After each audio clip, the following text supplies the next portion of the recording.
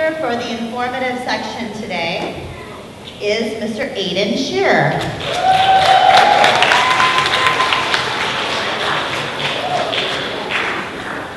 Aidan participates in track and field and is also active in a bowling league. He likes to collect and play old school video games and build structures with Legos.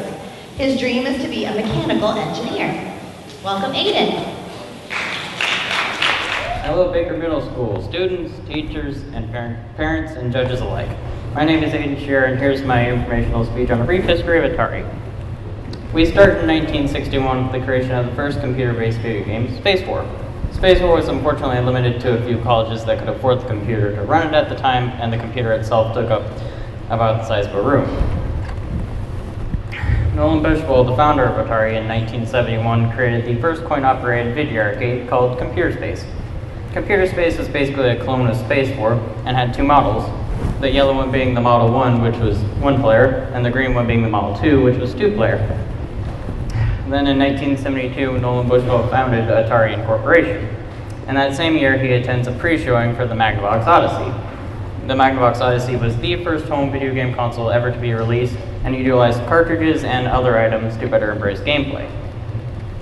We then go to 1972, where Atari creates what many people consider the first video game ever made, Pong. And later in 1976, created a home console version of Pong, with major success from that. But unfortunately, that same year, 1976, another console was released called the Fairchild Channel F. Fairchild Channel F was a video game console released during that time period that was much more advanced than any Pong console at the time. It utilized cartridges and a unique joystick or controller, and it made it unique for the time and a little bit today. And since this could affect Atari drastically, this encouraged them to create a full video game console of their own, and in 1977, they released the Atari 2600, which I brought to you today. The Atari 2600 is a 6-switch video game console. The switch for turning it on, the switch for for changing the color from black and white to color, 2 switches for changing the difficulty, 1 for each player, 1 for selecting the game, and 1 for resetting each game. Games go in like this. Well, you can see it anyway. And the controller itself is basically an arcade joystick with a button, and in many cases the button is either used to fire or jump. And by now you may be wondering what is a cartridge. And basically it's what we today call a video game, but back then they called it a video game. I would compare it to today's standards as a game disc, but back then it was a cartridge, and they programmed the game onto memory cards, which well, not exactly memory cards, but they programmed it onto these cartridges.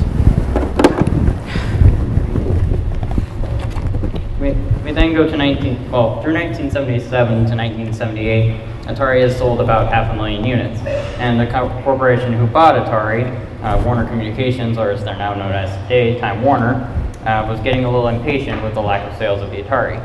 They sent a man over to Atari headquarters by the name of Ray Kassar to possibly scrap the company, but instead he saw hope in the company and asked if they could spend more money into advertising, which they did with major success, selling over 1 million units that following year in 1979.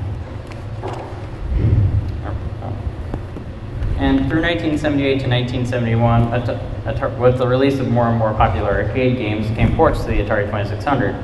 If you don't know what a port is, it's basically taking one piece of software and programming it so it can run another piece of software.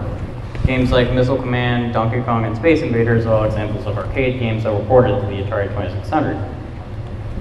But unfortunately, Atari eventually came to its end, and in 1982 released 2 of its biggest games at the time, Pac-Man and E.T. Extraterrestrial. The thing about Pac-Man is that they produced a total of 12 million cartridges, while only about 10 million people owned an Atari 2600.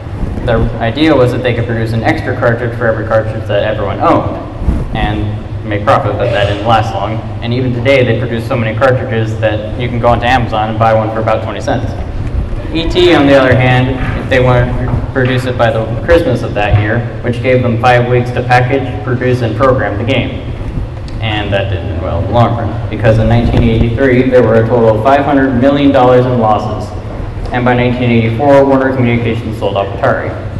If you'd like to learn more about Atari, I would suggest AtariAge.com, but rather than that, have a good day.